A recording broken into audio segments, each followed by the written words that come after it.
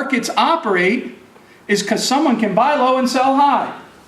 Why? Because someone else didn't recognize that profit opportunity. There are $20 bills lying on the sidewalk all the time. It's not just the case that, oh, it's $22 for me to pick up that $20 bill, so therefore I don't pick up the $20 bill. They're really there. But what happens is entrepreneurs pick them up. Why is entrepreneurs picking them up? Because there's frictions. Right? This is what Hayek is trying to get us to think about with respect to the market process. This is why competition is so important to Hayek.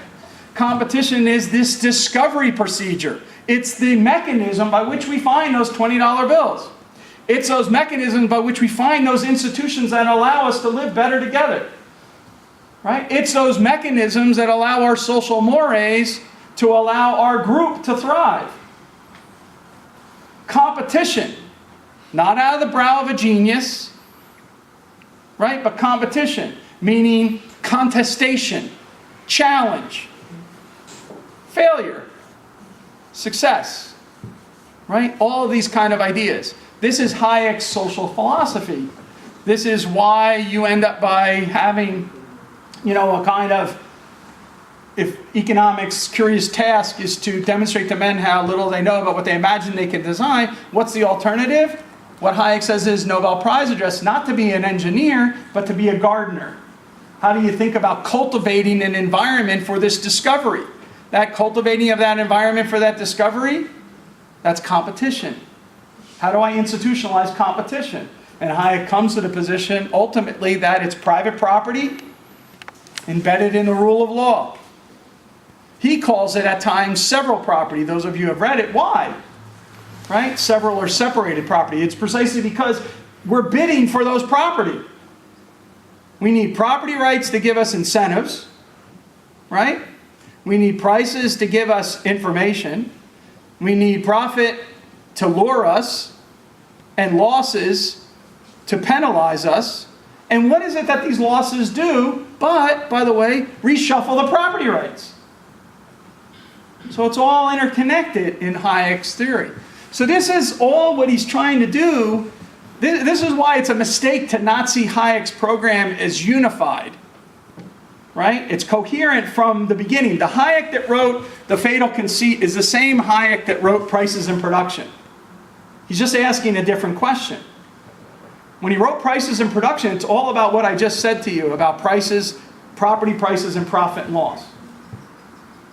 When he wrote The Fatal Conceit, it's about where do we get the institutions that enable property prices and profit and loss to do their job.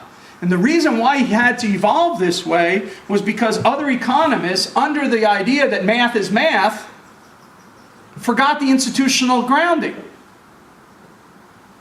All right? And in particular, what I try to argue in the book, which I'll come to in a second, is that what Hayek emphasizes not so much just the incentive compatibility of institutions, but the epistemic properties of different institutions.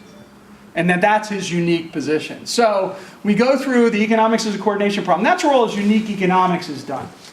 Then you get to his second project, which is, why is it, and by the way, just again, a historical note.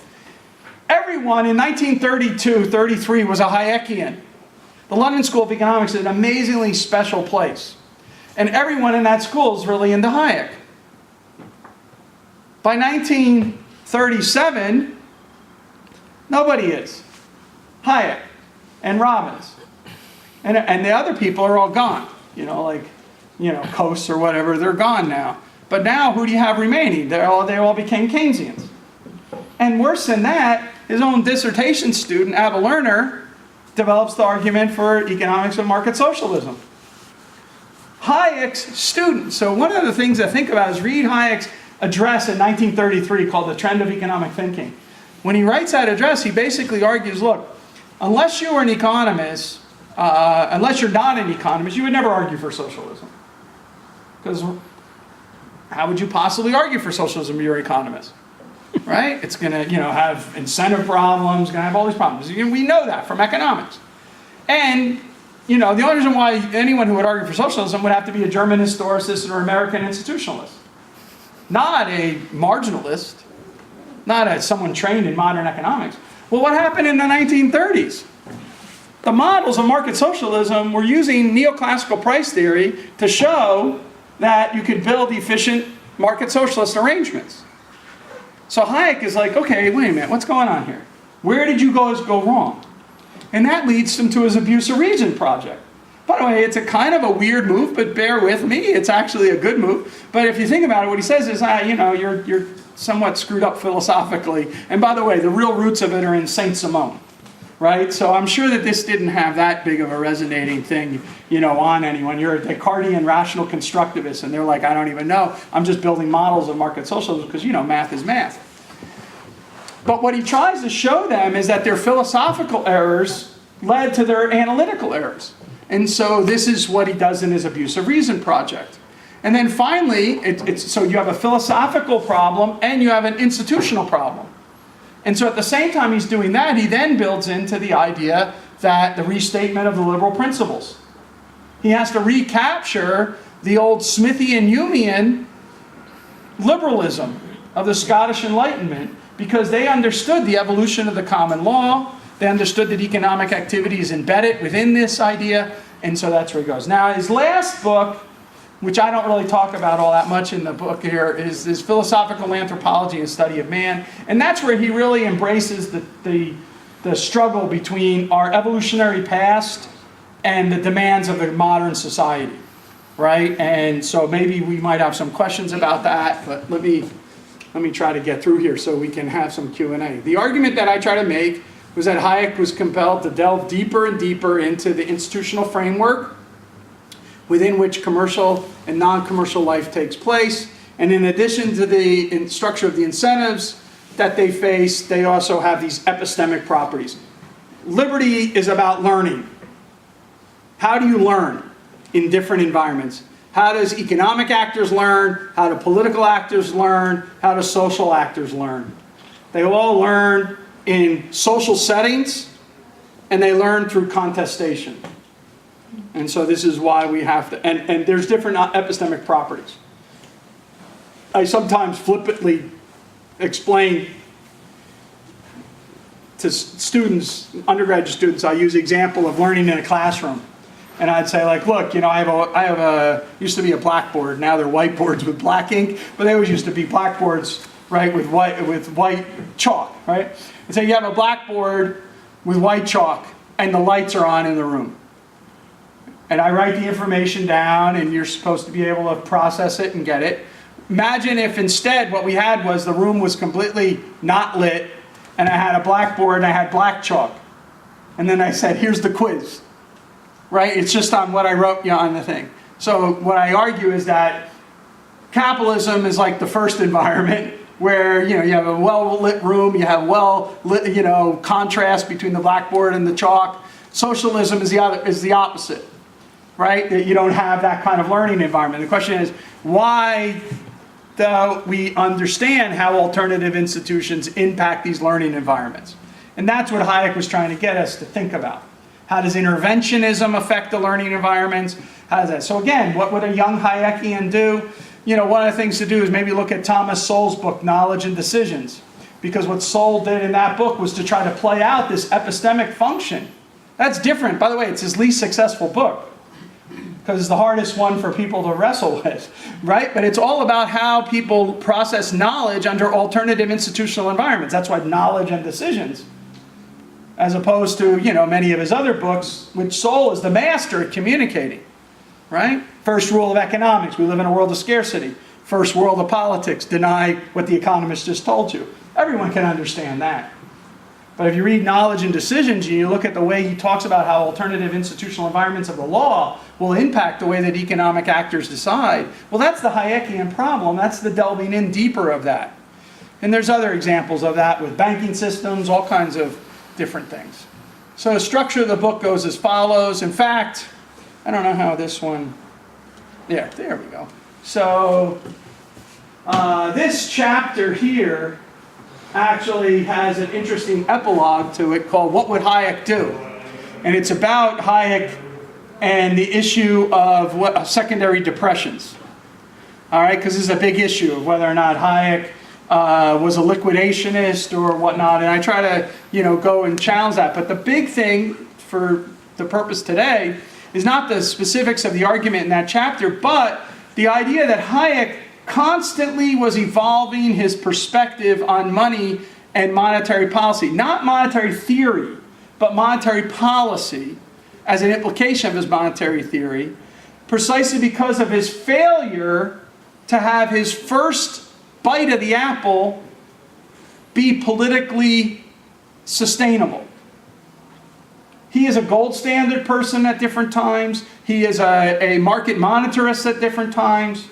All right, he's even a Friedman-esque K% rule guy at a certain time. What does he end up by doing? Our efforts to tie hands. So let me explain that. Adam Smith gave us this great story. 5th book of The Wealth of Nations. Smith says that the natural proclivity of all governments, ancient as well as modern, don't underestimate how powerful Adam Smith is.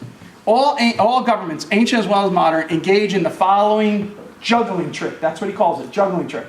Which is that they run deficits, accumulate public debt, and then debase the currency. They all do it. And by the way, what causes them to do it? The entertainment of war. That's what Smith says. Right? The kings, they want to have the entertainment of war. They have to finance it. They deficit finance it. They public debt. Then they debase the currency. So your first of this is the juggling tricks that all governments, ancient as well as modern, engage in. So what is the economist supposed to do? Stop the juggling. Not teach them to become master jugglers. That's what Keynes taught. Keynes is the first person to actually turn around and say, hey, become a master at juggling. That's your job. Economists become master jugglers. All the economists up to then, that's why people like Jim Buchanan and what they call it the old-time fiscal religion, is because the idea was that you need to constrain this kind of activity of government. And so it's about tying the government's hands. Does everyone understand? It's like Ulysses and the mask. Right? Government has this proclivity it wants to definitely listen to the siren call.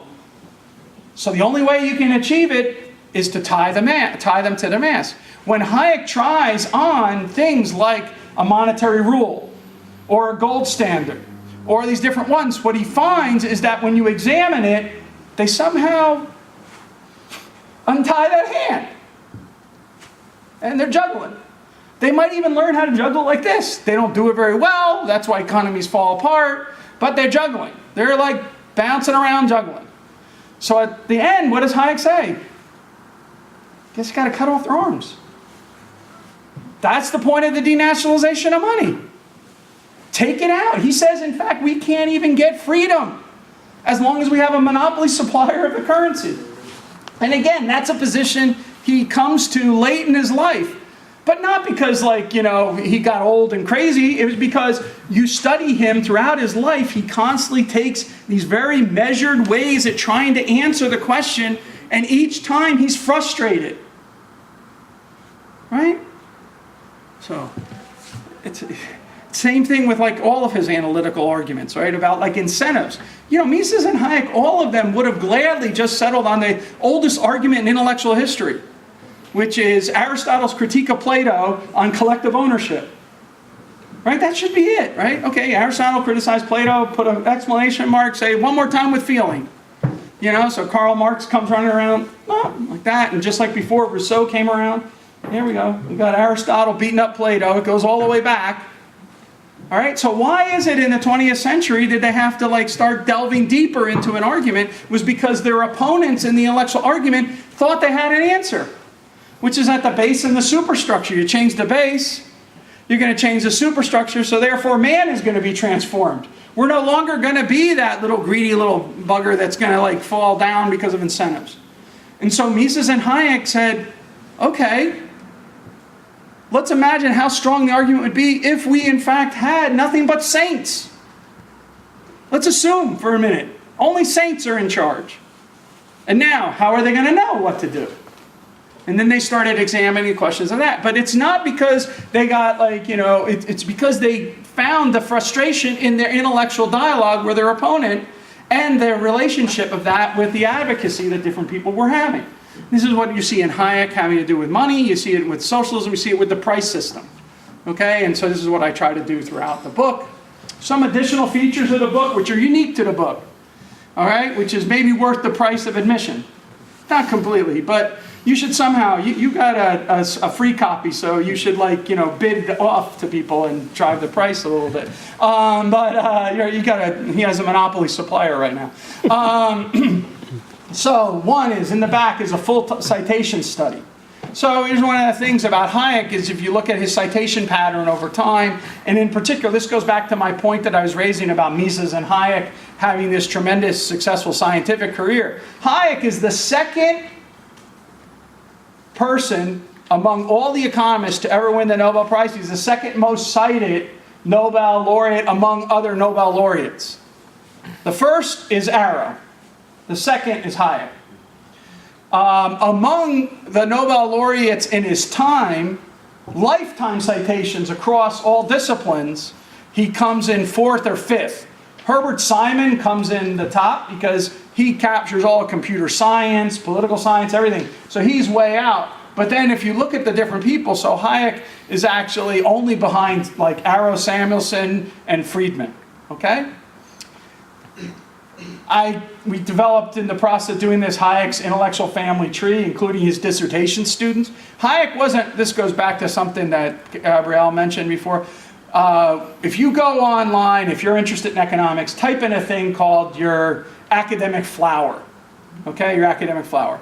So Stanley Fischer, the great economic advisor at MIT, has advised over 100 students, and a large majority of them became head central bankers across the world. So Stanley Fischer has this huge impact.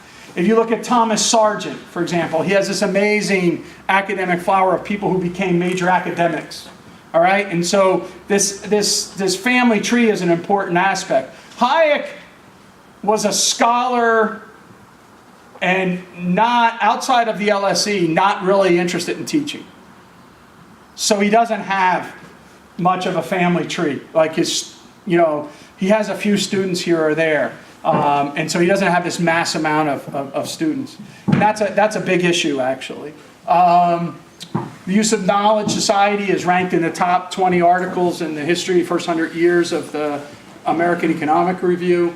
And then I have Hayek's professional timeline and goes through his various different things. But this last thing is the most important thing, which the publisher cut. So in the process of doing the research on the book, which, you know, started, my wife and I, we went out to Stanford again to the Hayek archives at Stanford. I was at the LSE archives. I was in Vienna. I did a lot of work at Grove City College with Mises's papers, as well as also the Library of Congress. And so we accessed all these different sort of archives. And in the process, I had all my graduate students tracking down everything on Hayek.